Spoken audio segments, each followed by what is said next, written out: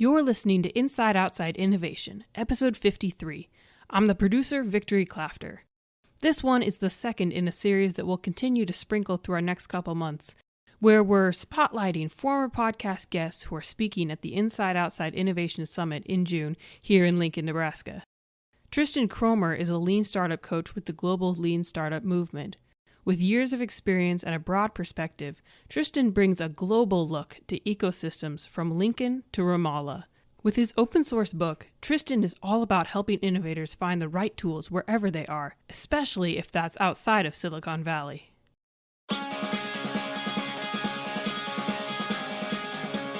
Our team here at the Inside Outside Innovation podcast cares about innovation in the Midwest and all over the world. In addition to Tristan, we're bringing some of that global perspective to our hometown, Lincoln, Nebraska, a hub of the Silicon Prairie. June 19th through the 21st, we're hosting a conference that's all about corporations, startups, partnerships, award-winning speakers, a $100,000 pitch contest, and making things happen. If you want more information or want to apply for the Startup Pitch Contest, you can listen to our special announcement episode or visit our website, theiosummit.com. You won't want to miss this.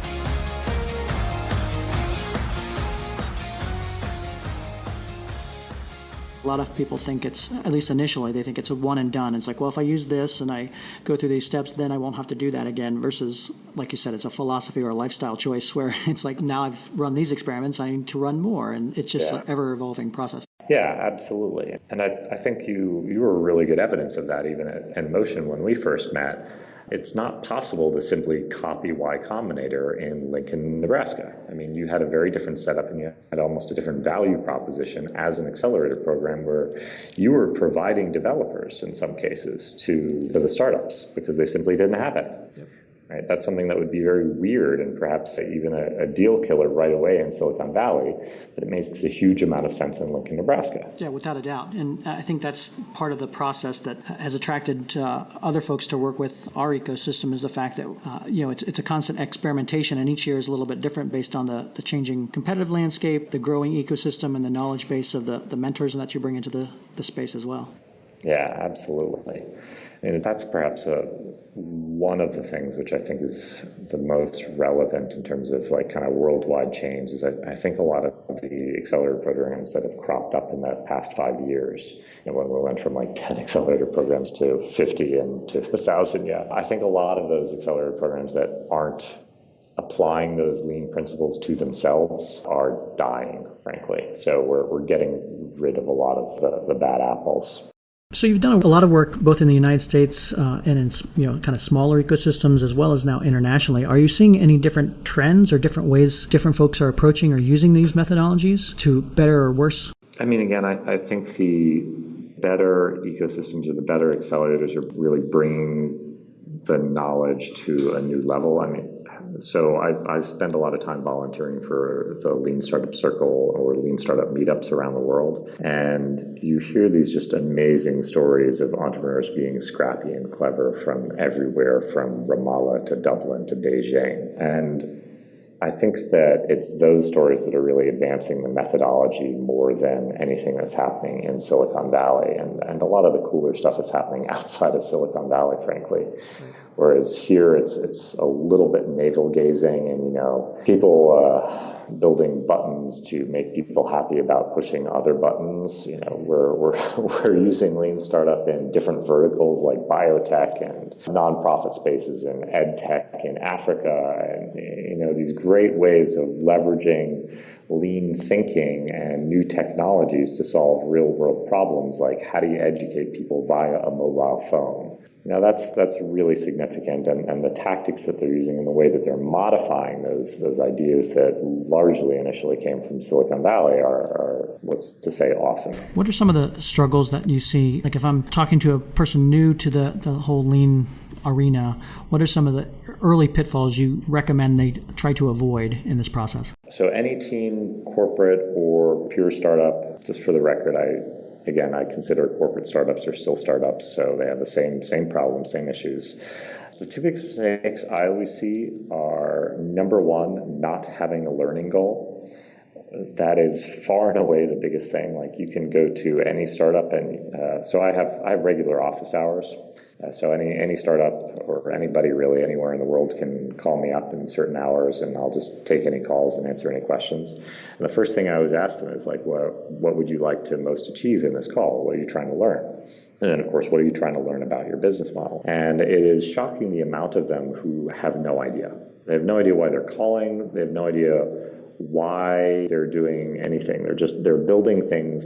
They're building landing pages because they read an article somewhere that said Dropbox put up a landing page and put up a video and eventually were accepted into Y Combinator and made a lot of money, right? And that's not a good reason for doing things. Like, Dropbox needed to know if there was sufficient market demand to warrant building a complex technological solution. Right? That's why they put up a value proposition test or a smoke test like they did. Based on the question that you have about your business model, who is my customer? Who are my users? What is the value proposition? How should I phrase the value proposition? What is my revenue stream? Like, how can I charge? Should I bill per month? Should I bill per week? Should I bill at a fixed cost? All of those questions are essentially learning goals. And if you can phrase your risks as a question, there is a way to answer that question. There is a experimental or research method that you can use.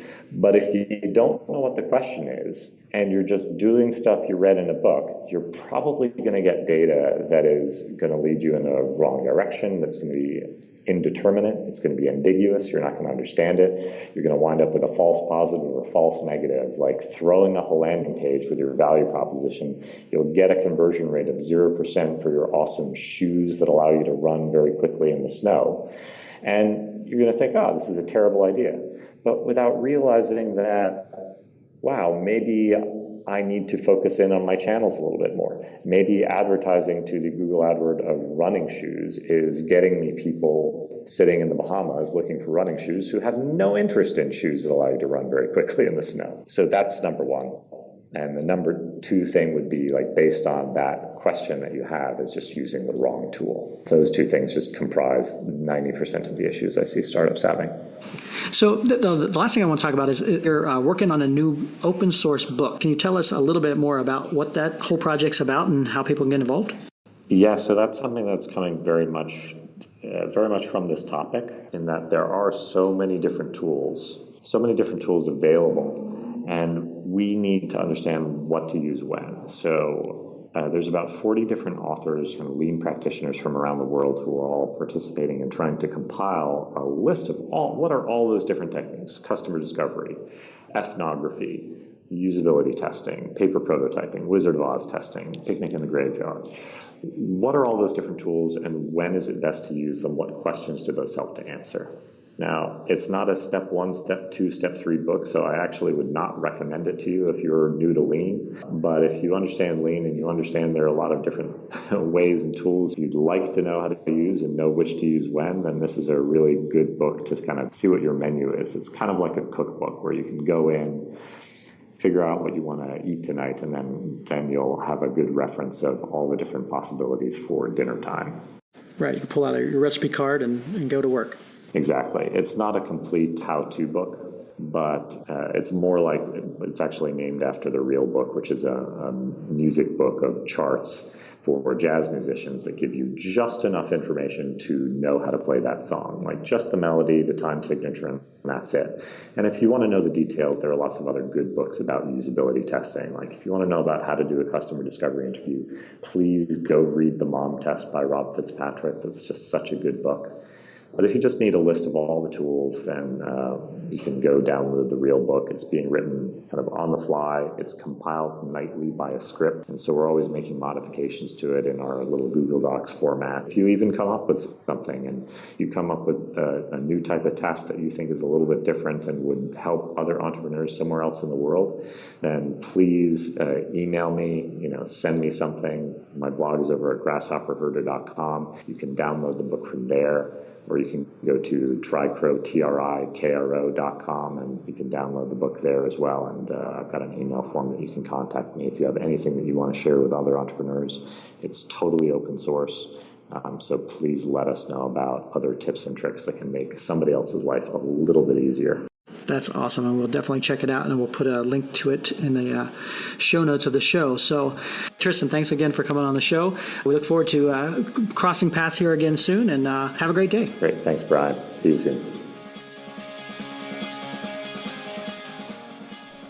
If you missed Tristan's full interview, you can find it on iTunes or Acast. It's episode 15. You can hear even more of Tristan's insights in person at the Inside Outside Innovation Summit, where he's going to be a guest speaker ready to talk about asking the right questions and finding the right tools when you're in a place that feels right to you. Lincoln feels right to us, and we want to make you feel at home too at the upcoming summit. If you've got questions about lodging, food, or entertainment, including the College World Series happening just 50 minutes away, reach out to us at the IO Summit on Twitter, and we'd be happy to help. Until next time, go out and innovate.